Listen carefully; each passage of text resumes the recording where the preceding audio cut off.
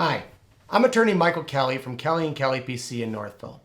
I'm a criminal and juvenile defense attorney specifically working with young people who get caught in the Michigan court system, or those that have yet to enter into the court system, but the prospect or likelihood seems imminent.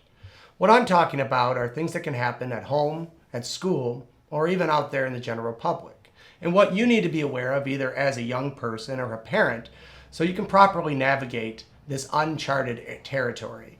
So you don't allow yourself to go in blind. And so you can be prepared as best you can to defend against the situation should it be presented. Now, recently, Michigan has changed what a minor is from 17 to now 18. So it's still up there that a 17-year-old is now going to be a minor. It may take some time for that to be implemented across the board, but that certainly changes some of the nature of underage offenses and how they're being handled. What's interesting is why we changed this rule. Well, it's because across the board in the state of Michigan, juvenile and underage offenses are in an imbalance with our criminal justice system. Currently, our kids are on their phones, on their computers, more than any generation ever has been before. And what they're doing on their phones, on their computers, what they're communicating about with their friends, well, it's just under a different microscope when it's in terms of law enforcement and what could happen if the wrong people find out about what's being transmitted. If your son or daughter is accused of sending something inappropriate or engaging in some form of criminal or possible disruptive behavior at a school, for example, they've got police officers in these schools now. They call them school resource officers. They used to call them DARE cops, but they are very much still police officers. And anything that's said or done to them can very well be used against your son or daughter in a court of law. So let's say, for example, that Molly is asked to step out of class and come down to the principal's office to talk about a picture she sent to Becky of, let's say, Joey engaging in some form of sexual behavior with Becky.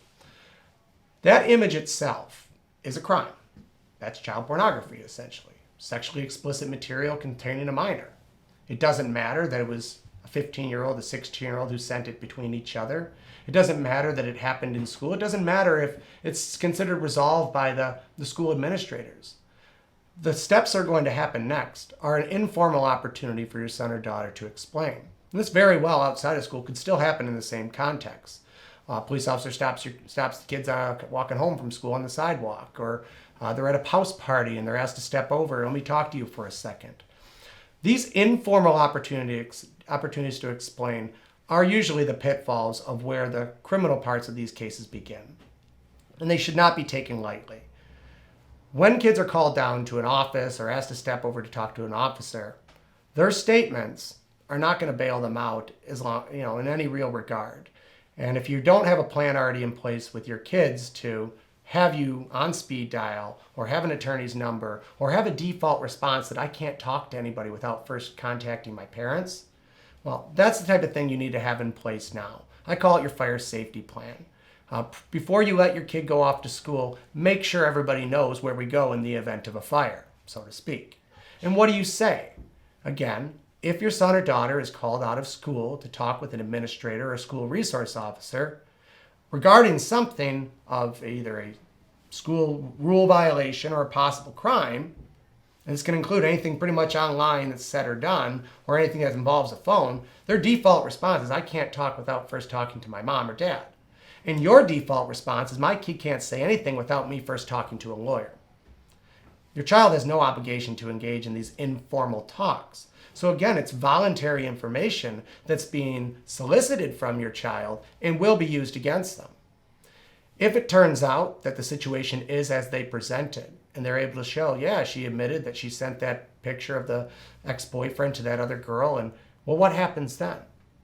Well, it can certainly vary based on where you are, but let's assume here in Michigan that the school resource officer believes that, yeah, that's enough for a crime. Well, your kid may or may not be arrested that day, but that doesn't mean the situation has resolved itself or you don't need to do anything about it. Ultimately, you still need to figure out exactly what was said. And my advice would be to have your son or daughter write down exactly the timeline of events from that day. What happened? Be prepared. Gather this information early. Be a good historian.